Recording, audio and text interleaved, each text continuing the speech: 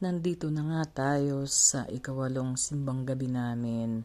Ma-continue lang po natin yung series na ating simbang gabi at kasama ko nga dito si Papa P dahil ito ay December 23 na.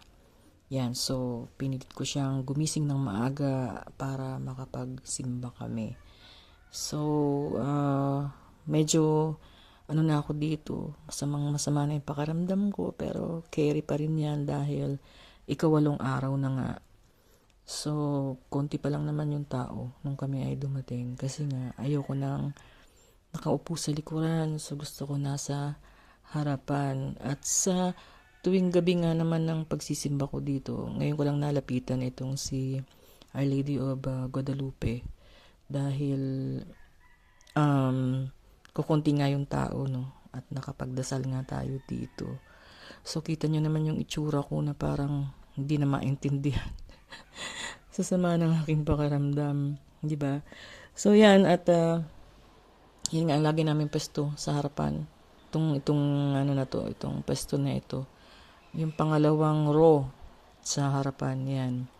Dahil sa unahan yung mga laiko yung pesto dyan. Okay, so, yan nga, ikawalong araw na siya. At, medyo talagang pinipilit ko na lang na maka-attend talaga ng simba kasi nga naumpisahan ko na siya. Yun, so kahit paulit-ulit yung mga scenes na nakikita ninyo, yan talaga yung makukunan ko lang talaga dahil syempre nasa harap nga tayo. At yun nga ay masarap na nakaupo sa harapan, naintindihan mo yung homily.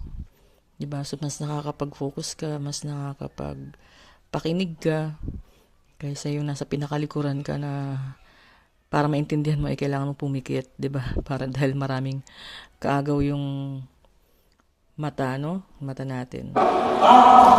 Napakahirap po ang definition ng responsible buwan ay perfection. Walang pagkakamali na po yan.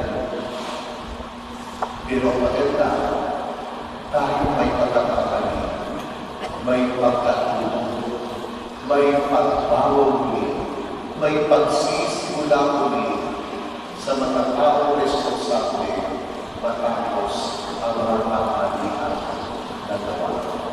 So, ito nga, napilit ko rin siya na pumila. Ayaw niya sana, kaya lang nahila ko siya dyan kasi sabi ko saglit lang naman yan, mabilis lang yan, ma-experience mo man lang yung pumipila dito sa bibingka, di ba? Experience, di ba? Oh, yun. So, yan, napila na rin kami dito sa lugawan kasi nga gusto niya kumain ng lugaw. So, yan. Medyo nanginain kami dito dahil para ma-feel ay, ako nakakain, ako na. Yung simbang gabi, no? As in kami talaga yung nahuli nang umalis dyan dahil lahat nga nagsiuwi, bagal-bagal pa kami sa pagkain. So, yan yung aming nakuha, bibingka, pareho. So, yan, kinain na namin dyan. Tapos, sumorder na lang kami ng lugaw. Yan na merong lugaw overload daw yan. Yun. So, yung mga moment na ganito. So, kailangan enjoy natin. Kasi, yun naman yun eh. 'Di ba? Simple joys nga eh.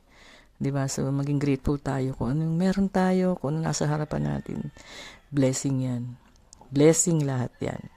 Okay? So, thank you for watching.